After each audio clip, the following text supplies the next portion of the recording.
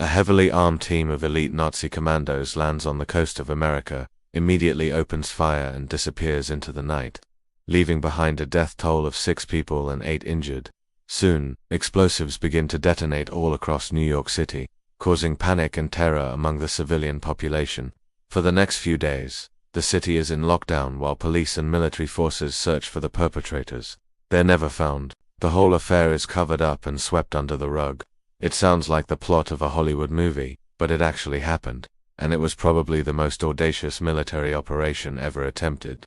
Operation Pastorius, named after the American traitor who helped the British discover the location of the Philadelphia, was one of Hitler's most ambitious operations during World War II. But unlike many other Nazi Germany initiatives, it was completely doomed to fail from the very beginning. So what was Operation Pastorius, and why did it fail? In May of 1942, German U-boat U-655 left France for New York. On board were 4 men who would attempt to change the course of the war.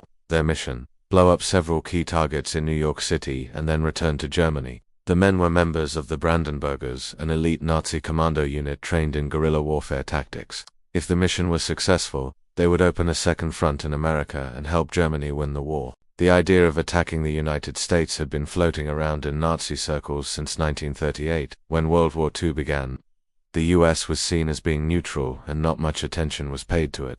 However, as time went on, the Germans realized that the Americans would likely join the Allied cause, and so a plan was hatched to destroy as much of the US industry as possible before the Americans could get into the fight. This would include sabotaging factories, bridges, power stations, and other infrastructure. The first attempt at this was Operation Sea Lion, which was to be a full-scale invasion of the country. But as we all know, this came to nothing when the British won the Battle of Britain, and the Germans simply couldn't muster up enough resources to try again. A more realistic approach was needed, and sabotage seemed like the best way forward. Thus, Operation Pastorius was born. A small team of commandos would land in the USA and carry out a series of attacks before escaping back to Germany. This was no easy task, however, and the team had to overcome many obstacles to pull it off. First, they had to get to America undetected. Second, they had to find their way to New York without being captured. Third, they had to carry out their attacks and then escape once again. Each of these was fraught with peril, and any mistake could have meant capture and execution for the team, and yet somehow they managed to do all 3. On June, U-boat U-655 arrived off the coast of Long Beach, New Jersey. The 4 commandos, along with 2 others who had volunteered to stay in America and aid the Nazi war effort, prepared to disembark. They paddled ashore in a rubber boat and made their way inland. After avoiding the police for several hours, they finally reached their hideout, a prearranged location where they would lay low until it was time to carry out their attacks. Meanwhile, in New York City, people began to hear strange noises in the middle of the night. Explosions and gunfire echoed through the streets, as if someone was trying to start a war. What they didn't realize was that this was exactly what was happening. Back in New Jersey, the commandos had split up into 2 teams of 2. One team, consisting of Hauptsturmführer Otto John Kant and Obersturmführer Werner Thiel, set about carrying out their mission. Their first target was the Brooklyn Bridge, which they hoped to blow up using plastic explosives. Unfortunately, they were spotted and had to flee before they could do any damage. They then made their way to Times Square and planted a bomb in a nearby building. The explosion caused extensive damage, but fortunately no one was killed or injured. By now, the police were onto them and a massive manhunt was underway. Kant and Thiel knew that they couldn't stay in the city any longer, so they fled to the East River Tunnel where they planned to steal a boat and escape to Canada. However, they were soon spotted again and a shootout ensued. Both commandos were killed, but not before they had managed to plant another bomb. This one exploded at the entrance to the Holland Tunnel, causing even more damage and panic. Back in New Jersey, the other team, consisting of Sturmbannführer Joseph von Thiel and Untersturmführer Edward Burtz, were also having problems.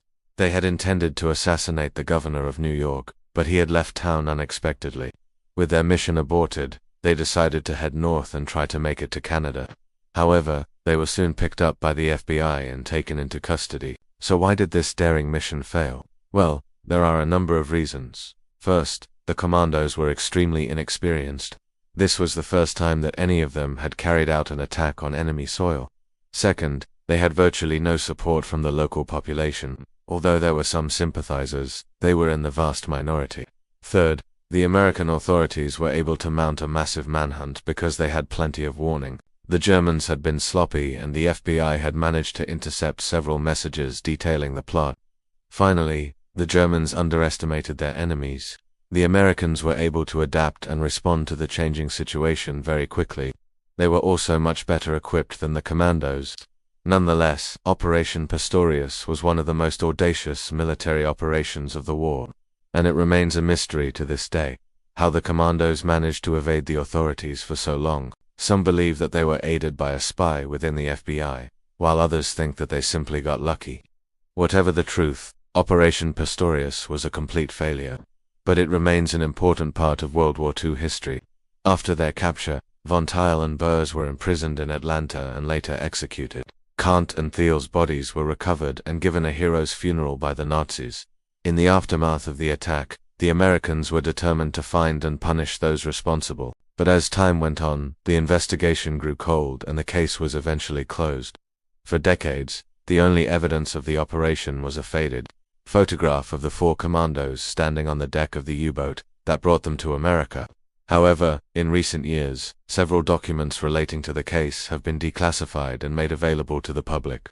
These documents reveal the full story of Operation Pastorius and the incredible bravery of the men who carried it out. They also tell the story of the people of New York City, who lived through the ordeal and the impact that it had on them. The story of Operation Pastorius is one of intrigue, suspense, and heroism. It's a story that needs to be told, and we hope that you've enjoyed bringing it to life. Thank you for watching. We hope you learned something new, and we look forward to seeing you again soon. Now let's move on to the next video. Have you ever wondered who really shot Lincoln's assassin, John Wilkes Booth? Well, now you can find out. Just click on this video to learn more.